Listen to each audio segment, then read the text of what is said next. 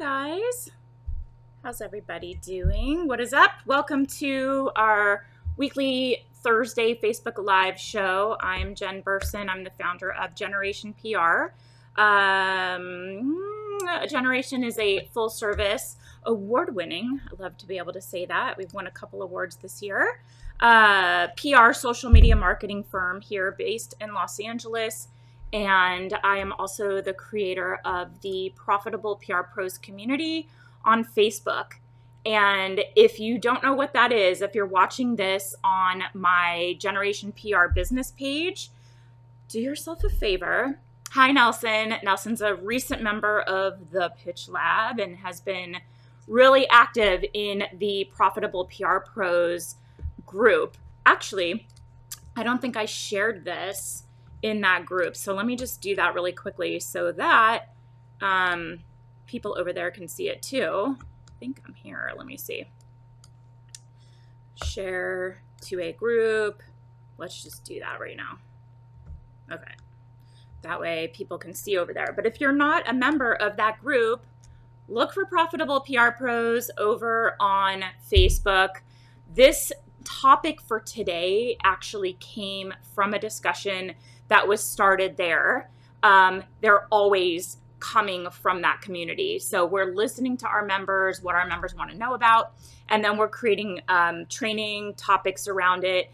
And when there's more information that needs to be shared, we create master classes inside our paid programs. So if you are a PR pro, you are absolutely in the right spot. And also, so you know, I can see your comments. I can see that there's people on, and if you leave a comment, I can see who's asking. There's probably about like a, 15-second delay, but I will answer your question. I always stay on and answer questions, and I can answer questions about our programs, about, PR, reaching out to the media, about running your business, about starting your own agency, all of that. So nothing's off limits. Just ask away. Hi, Samantha. Samantha, I just posted it. I don't know if it went over there. It was a little late. We had a little bit of oh my God, this morning was such a hot mess with the kids. So my husband drives an electric car and he forgot to charge it last night. He always is like, get out of the garage. I need to charge my car. So I let him in the garage and he didn't plug his car in. So he gets halfway to my kids' camp and feels like he's going to run out of battery if he goes over there not being able to recharge it. So he turns around and he's like, I need to borrow your car. So they were late to camp. I have to take my son to this neuropsych evaluation this afternoon. And I'm like, is the car going to have enough battery for me to get into the city and back? And then my son, because we came back and they switched cars, he forgot his backpack with his lunch and his swimsuit and his tennis racket. We were a disaster. So I'm like, I give us an F- for getting out the door today. We have to do better. Family meeting. Let's do better getting out of the house. Craziness. So, yeah. Anyway, cuckoo, what was I saying? Nelson says, yeah, I'm very active in the group and trying to help out so many members with advice from my vast experience. Yes, this is what you get in this community, are seasoned PR professionals like Nelson and others who are generously sharing. Here's an example. He had an issue with a client who he had already offered a discount, still a very nice rate he was getting. And the client said, we're doing cost cutting and we have to cut your rate. And he posted in the group to ensure that his approach was probably the right approach. And they all agreed, yes, this is what you should do. So he went back to the client and he laid out his whole, work, his whole case about why he wasn't going to be discounting his services and showing the value of the work that he had already provided to the client. And not only did they agree to not discount his services, they asked him to send along a new contract for 6 months, I think, right, Nelson? 6 months, not a year. But either way, a new contract. And then what Nelson was so nice to do was post the exact email for him to secure that result which is scary. It was a longtime client. He was not wanting to lose them. And it's definitely a risky situation to 6 months, cool, to put yourself out there and ask for what you want, knowing the client wants something different. And he not only got it, he got a contract for 6 months on top of that. So he shared the exact email so our community could take it, hold on to it if they ever needed it, customize it and make it their own. And that's what this community is all about. So my point being, if you're not a member of Profitable PR Pros, go ahead and look us up and join. It's totally free. And it's really, really good. And yeah, so today's training comes from a question that was actually asked by Krista Monet about, I have it here. Oh wait, no, I navigated away from it. So she asked about feeling like she was running a PR firm, but she's offering like graphic design services, social media management, influencer connection, media outreach. And she said, does anyone else feel like they're running more of a branding agency than a PR agency? And she said she loves all of this. Marketing strategy, brand develop, always her passions. And then media placement is kind of next in line of what she enjoys. But she's starting to feel confused about the company identity and what she offers and what she wants to offer under her agency umbrella. And there was a lot of good feedback and responses there. So this question comes from that. So we're going to talk about how branding and PR and other elements of marketing all work together, different marketing and communications elements. So we're going to talk about PR, branding, social media, advertising, and influencer marketing.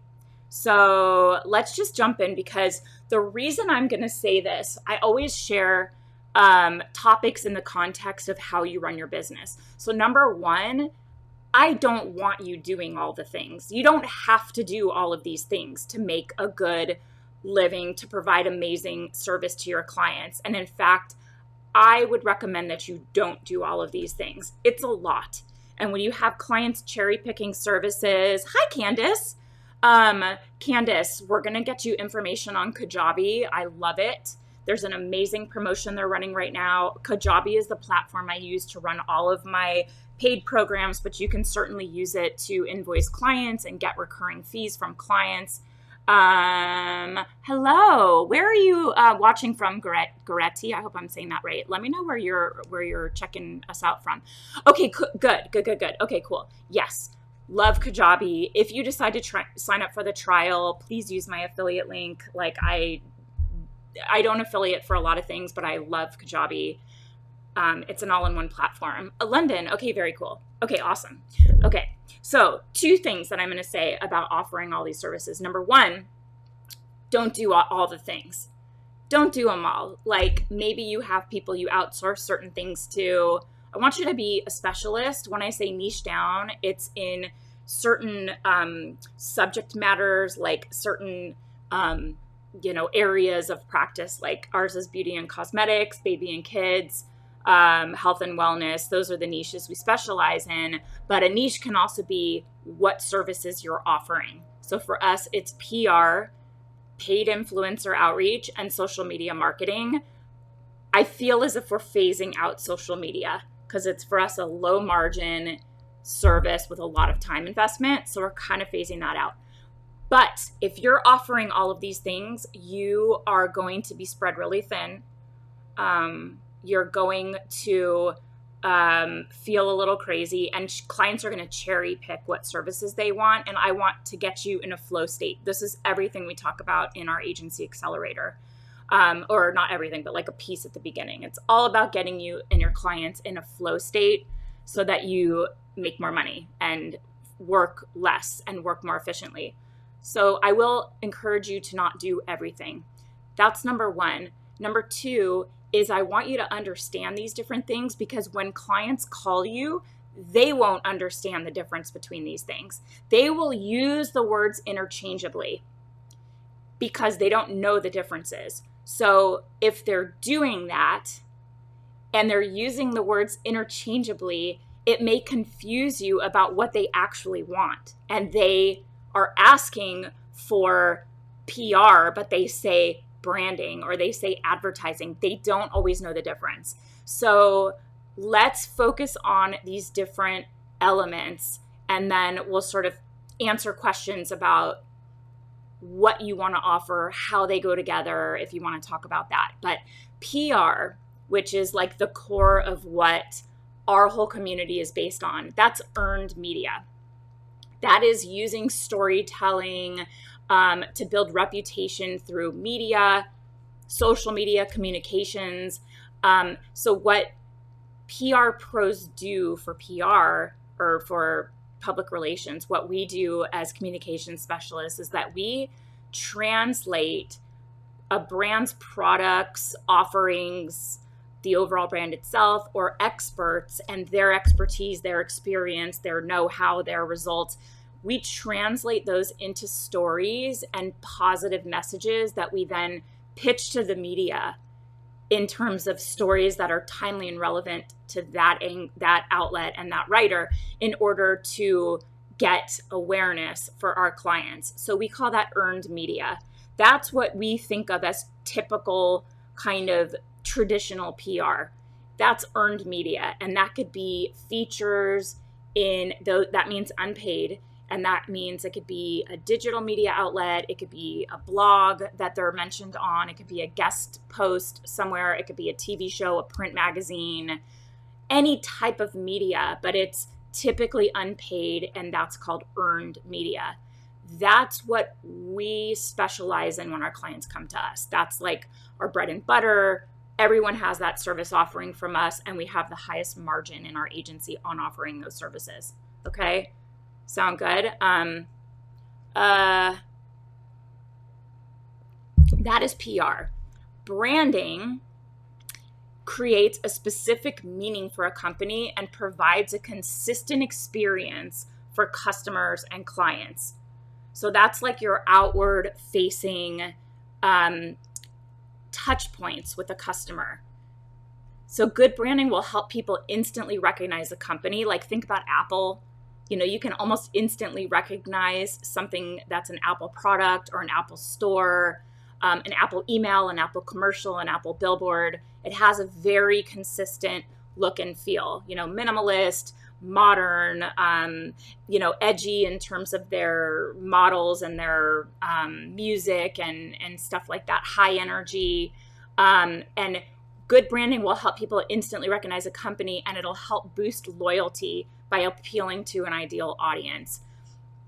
And so clear branding supports PR efforts. Like obviously we want our clients to have really good, clear, beautiful brand that reflects what the brand is about, because it helps to improve visibility and recognition. And we want everything to be consistent. So consistency is a really big part of branding and PR. You want that visual consistency. So if you pitch an editor and you're saying this brand is awesome, it's really cool, beautifully packaged, everything about it is just high-end, luxury, and they navigate away from your email over to the client's website, and it's like 15 years old, Web 1.0, hard to navigate, choppy messaging, that's not consistent branding. Those touch points with the consumer, with an editor, they're not clear. I had an example of this with my very first paid client. I was familiar with the brand. It was called Little Giraffe. I took them on, they took me on. I was a former lawyer. I had no experience, no contacts, and I begged them. I had a couple hits when I was working unpaid, but I wanted to pursue a paid, PR career. So I begged them to come in at a lower rate, give me a chance, and all of that. Yeah, that's called lazy marketing. That's true. So I begged them, and they had beautiful products at a premium price point, but they had no real website. Their catalog was horrible. It was like a 10-year-old catalog, and if their products were no longer on the line, they would take a black Sharpie and cross them out. They had headless baby mannequins to showcase. We always joke the baby mannequins were like, with no heads, just kind of cut off like, to showcase their bathrobes and baby blankets, holding them with these like headless mannequins. And imagine that a high-end luxury premium brand is sending out to the media a catalog with black X's through the products that are no longer on their line. So before we decided not to offer branding, we helped support them through a rebrand, getting them a new website launched, having them take new images, and making their catalog a lot more elevated. And that instantly changed the way that our pitches were received and the responses that we got, because now the products and the branding matched. So branding is not PR, but it absolutely supports your PR efforts. So when we take on a new client, we will look at their branding, and sometimes we'll make recommendations in a very gentle, friendly way that they could improve their branding to be more consistent and aligned with the overall brand positioning and the message of the company. Because if they're out of alignment, it's not consistent. It's not recognizable. The messaging doesn't all support each other. Okay. So that is branding. That's like your visual touch points with your customer. It could be your website, your packaging, your logo, your brand colors, the font you use.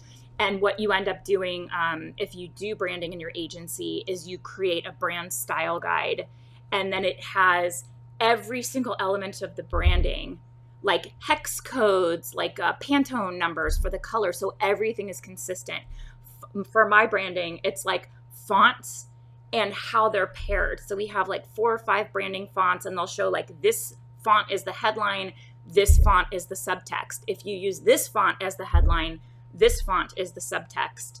And we talk about the colors that go together. And I've even seen branding that, like from a major, huge company, that will show logo treatment and how they should never use the logo. So it'll show examples and it'll have a line through it, like tipped at an angle, do not do that. It'll have taking a red logo and making it grayscale. They don't allow that. Like there's certain elements like that where they'll get really in the nitty gritty. But what that allows you to do is take that brand style guide, give it to any designer, and they can create something that's consistently on brand because they're speaking the language of the brand's branding, their visual branding. So branding supports PR, but it's not PR. Okay? Got it? So if someone says, I need you to help me with your branding, you need to ask them, are you here for visibility in terms of earned media? Or do you need help redesigning your website, your logo? And do you even want to offer that service? Because I sure don't. I used to, we don't. We take clients that are more like fully formed now. So they come to us with all of those things already in place. But for the right price, I will do a branding project. I did a really, really cool branding project for a cannabis edible company, and it was super cool. And they had a nice budget, and it was worth it. So, and I just thought that was like kind of a fun, different project for us. But otherwise, I'm not going to design their website. It's like, no way. Okay, social media marketing. Oh, Kelly, awesome. Okay, that's good to know. Kelly says, I'm a branding nerd and I love all the nitty gritty of it. That's great to know. So now I know who to go to. Okay, cool. So we got social media marketing, and that is all about building a community and engagement. Social media is like owned media. These are your owned channels. So you control the messaging that goes out on your own platforms that you're sharing, and then you have this community feeling that you're building. You want engagement and you want community. So that means you're having a conversation with your customers. You're having a two-way conversation. Different platforms have different purposes and different strategies that'll help you be successful there. And offering social media services doesn't mean you have to do all the platforms. And in fact, we suggest not really offering every platform. Like certain brands don't really need to be on TikTok, or if they do, that type of content is totally different than creating content for Instagram, for the feed and for stories. Maybe Reels overlaps with TikTok, but does the brand need Reels? you have to decide whether that effort is worth it for them. So what social media allows you to do for your clients is kind of amplify their messages in real time. So if there's a launch, you can build up anticipation pretty much immediately on their page or their feed for that launch in real time. It'll help you build a strong community. So you get these people posting comments, engaging with your posts, and that allows you to have conversations. Twitter's really good for this. There are some brands that have just awesome social media community managers who have a fun personality. They're really engaging. We all know like stories of Wendy's, who just has a really fun presence. JetBlue has a really fun presence on social. They'll have these conversations, and they build that sense of community. That's okay, Elaine. Nice to see you. Elaine says, better late than never. Nice to see you. You guys, this is really cool to me because Elaine, Kelly, Nelson, they're all members of our paid programs, and they show up here consistently. And it means, first of all, it means so much to me, but also the people that have the best results in their business are committed to their ongoing training and education, and they show up and they put in the work. And I love to see it. I'm here for it. And I do the same thing in my business. I'm always learning, never, ever, ever stop learning. I'm a super dork. I love school and I love learning. So, oh, and Lindsay's here too. She's a member of our paid programs as well. I think pretty much all of them, right, Lindsay? Which we're so happy to see. And she's going all in. She goes in the groups and posts for accountability and asks questions, and she gets a lot of support, and it's awesome. And I hope you're feeling well, Lindsay. I saw that you had something, going on personally. So welcome. Thanks for being here. Okay, so social media allows you to have this visual, visual, authentic presence that'll really support your PR efforts. So I did a Facebook Live about this a couple weeks ago about not having a social media presence. If a client you're talking to just doesn't have a social media presence, or like no following, or their feed is not consistent with what messages you're putting out in the media, you have to help them fix that. Not saying you have to do that work, but you have to tell them, because social media will give you this authentic presence that supports your PR efforts. Because media, like journalists, media professionals, freelancers, writers, editors, and then influencers, they're going to go to social media to vet your clients. And they want to look for alignment and consistency. And if they go there and they're like, this is kind of janky, like this doesn't look good, this doesn't look like a premium brand, or they're like, it's a ghost town, there's tumbleweeds rolling through the social media feed, like this is not a brand that's on top of anything, I'm not going to tag them, I don't want to drive my audience to this page. Or influencers, like if they go and they see, wow, this brand's really premium, and if I work with them, it's going to boost my presence, they have a following, their content's like really great, they're going to have more success with that effort too. So social media will like amplify the message in real time, help you build a strong community, and then give you a consistent visual presence. So branding, as you can tell, will play a role in social media too. So usually the feed, the content, the voice, the tone, the colors, the fonts, everything on social will match. Here's an example of out of alignment. Here's an interesting example. So branding is important in social media. A couple weeks ago, there was a post in one of my marketing Facebook pages, not mine, but one I'm a member of. And it was talking about a baby brand. Let me know if any of you have heard of this. It was a baby, not a brand, but like a baby website with a bunch of brands that they sell, but they don't really talk about the fact that it's other companies. They just like post a bunch of stuff and they do drop shipping, and it's a baby brand. And I guess it's kind of run by one single person, and she has a pretty big following, like almost 1 million followers. And she runs the Instagram page from the company and like it's her own personal page. So here's a baby. The name of it is A Baby Company. I do not remember the name. I would tell you if I did. I could text my team if you guys want to know. But so she went to, in the middle of quarantine, went to a big party with no masks, tons of drinking, and then there was a stripper, a male stripper.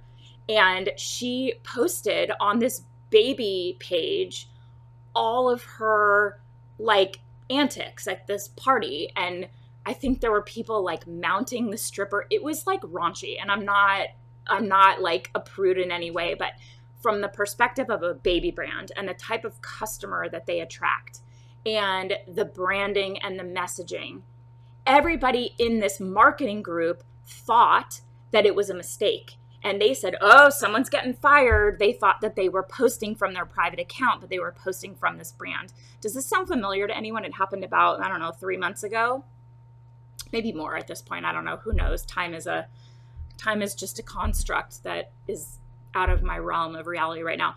But people went off. They're like, oh my God, go look because they're going to take it down for sure. It's crazy.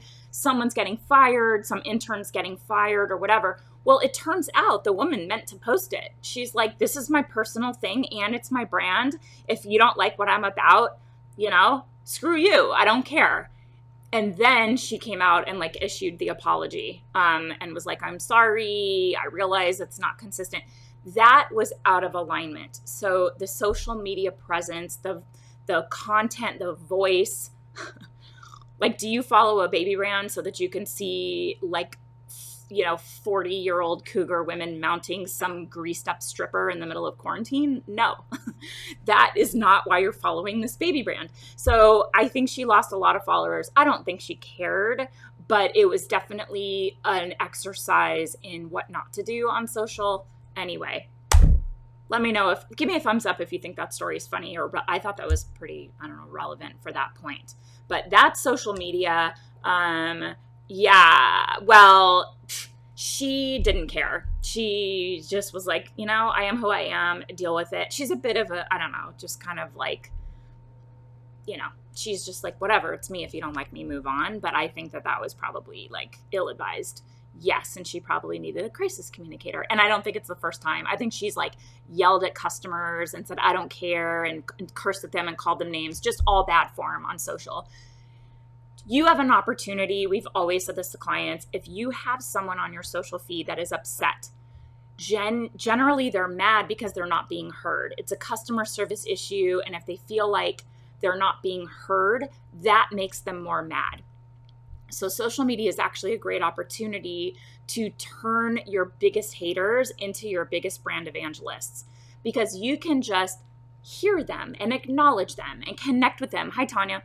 And connect with them and make them feel seen and heard, and then do a little something to make them feel like you're making it right.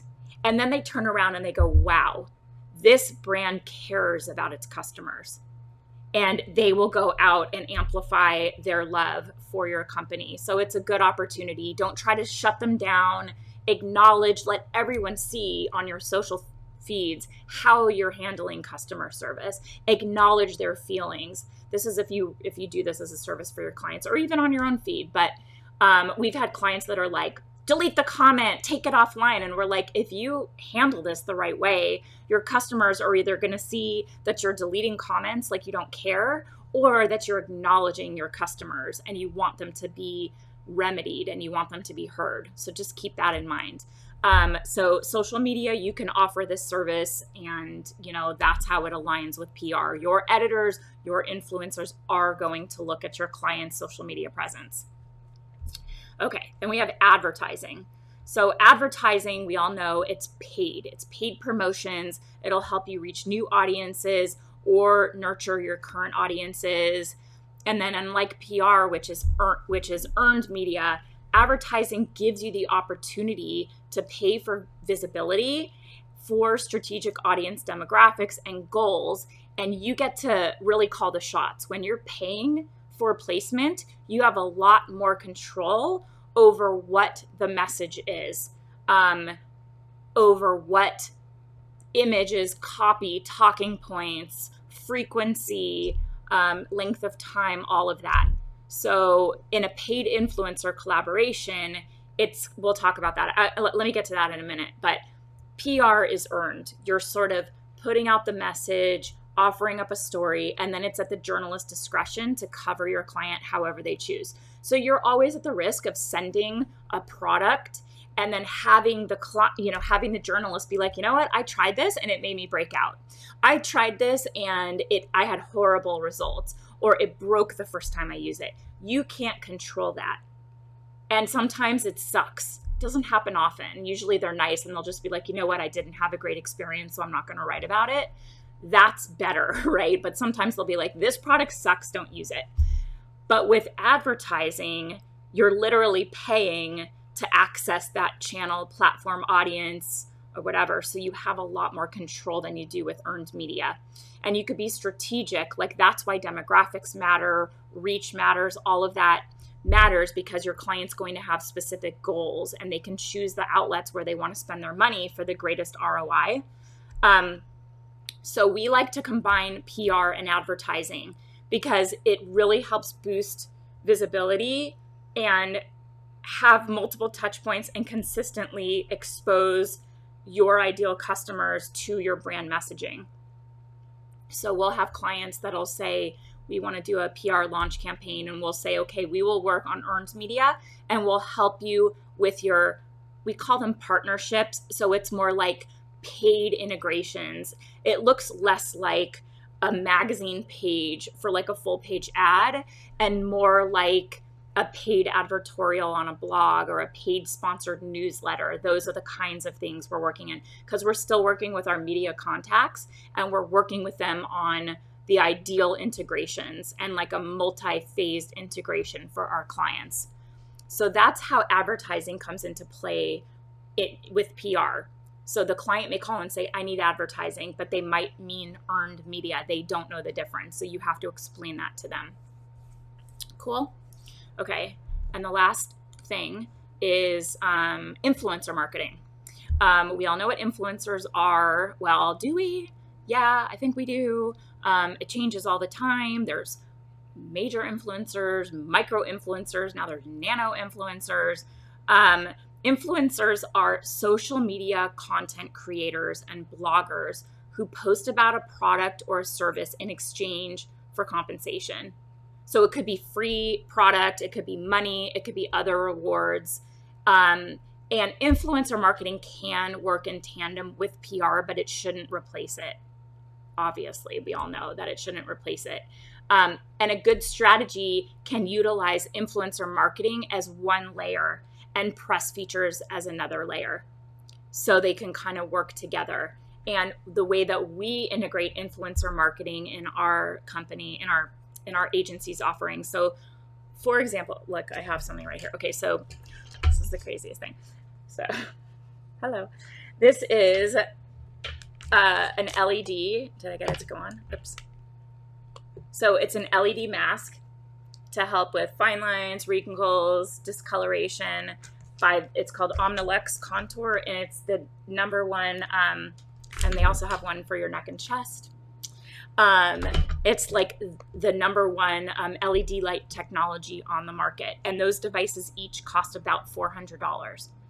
So when we pitch influencers, that's a pretty significant item. Especially they have one for your they have one for your hand. You put it like a little hand mitt, and it helps to help the surface of your hands. I mean, look how youthful my hands look. Just kidding. But like these products together all come to about $950. So when we work with influencers, that's a pretty significant item. Something like that, we probably will have success with some nano and micro influencers offering just the product in exchange for, if they like it, for a review. Then, so we know we have access to the product to send. Then they give us a budget, a quarterly budget. And we will manage that quarterly budget. We will find the right experts, the right influencers that have the audience that's the target demographic, The content they talk about is usually aligned but not competitive. And we will find a way to optimize their quarterly budget. So we're doing both. We're doing unpaid influencer by offering the product.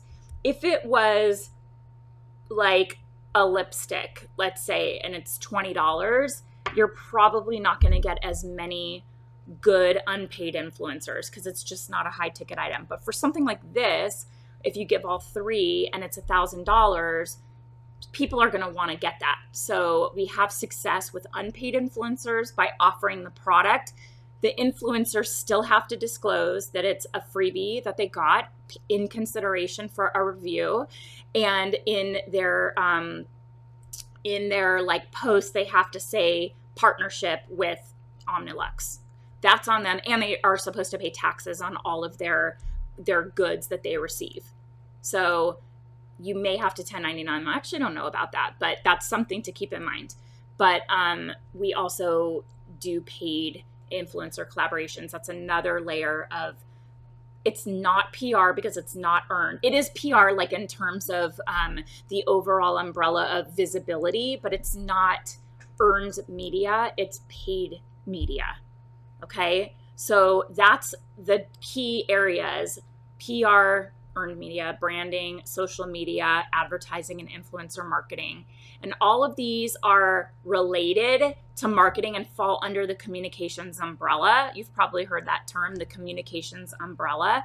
But each of these are unique services, and they require different skills, different contacts, different strategic implementation. And they do overlap and support each other, but they're distinct. In order to get high quality press placements for your clients, you really have to have some of these other elements in place, probably social media being the number one. That's the most important to be looking at. Maybe these aren't in your wheelhouse, and you have to guide clients to get them to that place because you want to be successful in your media outreach efforts. So some clients may not realize how important each of these elements are, or even that they don't have them, or that the effort they're putting out there isn't the right effort. Like one of our clients, they are repurposing content on social from a parent company based in Singapore. And what's relevant in the Asian market is not the same as what translates in the US market. So we've been helping them to reposition their social presence to be more consistent with what a premium brand in the US looks like, because that's going to help our PR media outreach efforts. So they were like, what's wrong with our social? And we were like, well, it's like not the same market and the same customer. So here's what appeals to our customer. We said it in a very delicate way. So you may have to educate your clients on this and help guide them through the process. And here are some ways that you can do that. So you can, offer your clients referrals to your peers, people in this community who offer services that complement yours. So I like to have a bench of people, graphic designers, which is why, Kelly, I said, oh, that's good to know, because if you're into branding, I always need someone on the branding front. And then there's also Sarah Chambers in our community that does branding, brand positioning. She's amazing. I don't want to do that. I will refer somebody so that I can serve the client in the right way, and it helps our earned media efforts. You can provide them with educational materials on the importance of what they're lacking and how it's different from PR, and it can help support what you're doing, and then how they can go about getting or creating the assets and elements that we're going to need, like high-res product shots on a white background, lifestyle imagery that they can use all over for visual consistency and their consumer touch points. They need all of this. Or you can offer these services yourself, like Krista, who initially asked this question. She loves it all. She wants to offer it herself. We are able to offer these things by having a white label solution. So that means somebody else is providing the services. They're working under us. They get paid whether we get paid or not. We pay them out of our agency first. We bill the client. we're managing the process and they're white labeling. So if the client doesn't have these things, we can offer them. Should you offer them? When you're doing all of these things, sometimes it could become too much and there's a lot of management. So you have to keep in mind, like, do I really, really want to do this? And like I said at the top of the call, it's really important to niche down. That's not just the areas that you serve, like your subject matter niche, but the services you're offering. When you offer too many things, it's harder to really specialize and become known for any one thing and to take advantage of all the benefits that come when you niche down. So figure out if you want to be doing a bunch of things, you love it, you can get in the flow and it works really well, or you just want to stay in your lane. Or maybe your lane is all of the things. Maybe you're in a highway and you have 5 lanes. I don't know. For us, I think we're phasing out social media. We're really focusing on influencers, and we're focusing on, oh my God, my chat is blowing up right now. Influencers and obviously earned media and some paid media partnerships. And I feel like my lips need a little color. Let's just do that. So there you go. That's what I have for you guys. I have our little freebie. What is it today? Ready to become a pitching powerhouse? Grab our PR Insider Secrets. Most of you probably already have it, but do you guys have any questions for me? It can be on this topic or anything really. I'll stay on for about a minute and see. And I really appreciate you guys staying on this whole time. You guys are the best. Let's see what my chat's blowing up about right now.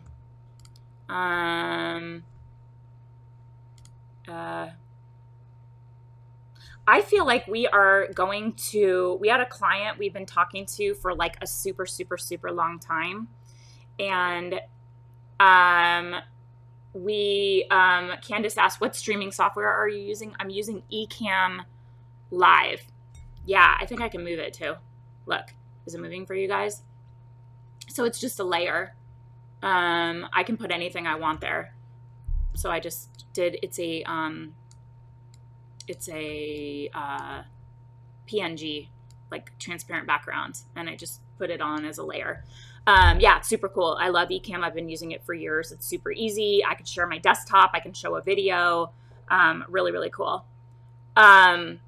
So the point of my story, we had a client that seemed like they were going to be a complete nightmare, like an absolute complete nightmare after like really going after this account really, really hard.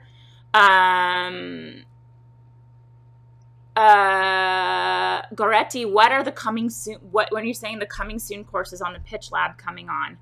What do you mean? Our master classes or the roadmap content that gets dripped out? You get a new lesson in that every week for 8 weeks. You get a new execution plan every month, and then we do master classes pretty much every month, one master class, and then anybody who's a member has access to all of the available master classes. Or do you mean access to the Pitch Lab? I'm not exactly sure. And Nelson is saying the Lawyers podcast. It was the Lawyers Escape Pod. Lawyers podcast you did last week was great. Everyone should listen to it. Oh, thanks. I appreciate that. Even my mom was like, wow, you sounded really smart. I'm like, I sounded smart. Thanks, Mom. No, she said it was really good. Let me see if I can find it. I liked that podcast a lot, Nelson, because, talking to another lawyer, who like, we just kind of got each other, and she asked me questions nobody has really ever asked me.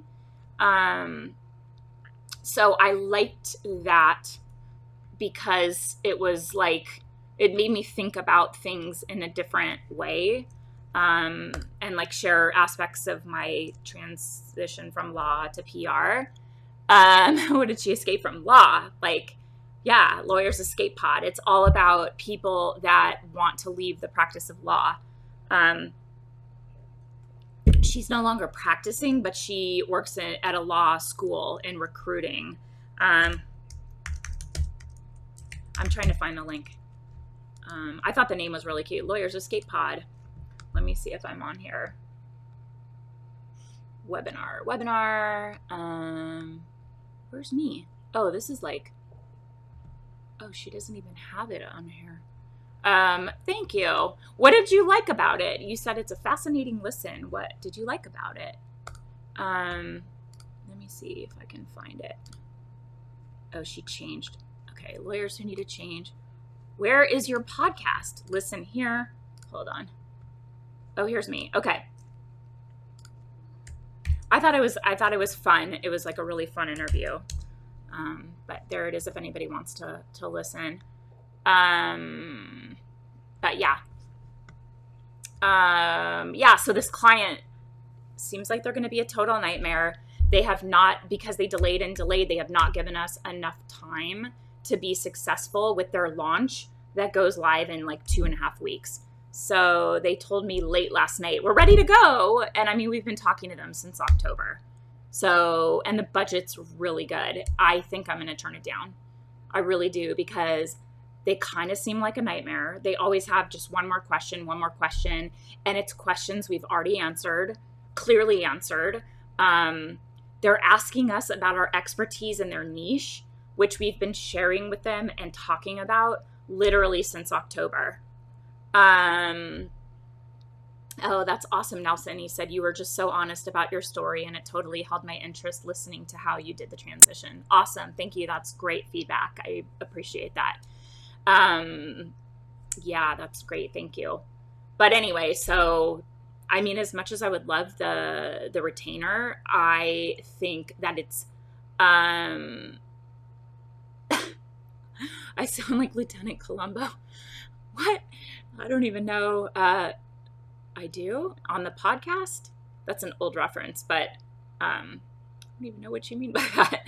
So yeah, I think I'm going to turn it down. I just feel like they're going to be a nightmare. I feel like their expectations are not ever going to be met. I mean, how can they think we're going to be successful with no time to actually do anything? So I just feel like the money that they're going to bring into our agency, it's not worth it. It's just not worth it to me. It's a hard decision because I really would love to try. And I think that we could be successful, but the longer they've waited, the more challenging it has become to be effective for them. And it's just gotten to a point where I think it's just not worth it. So that's kind of a bummer. And I had a really cool new business inquiry in that same niche, like one that would be really good and really big, but they kind of said they want exclusivity in that whole category.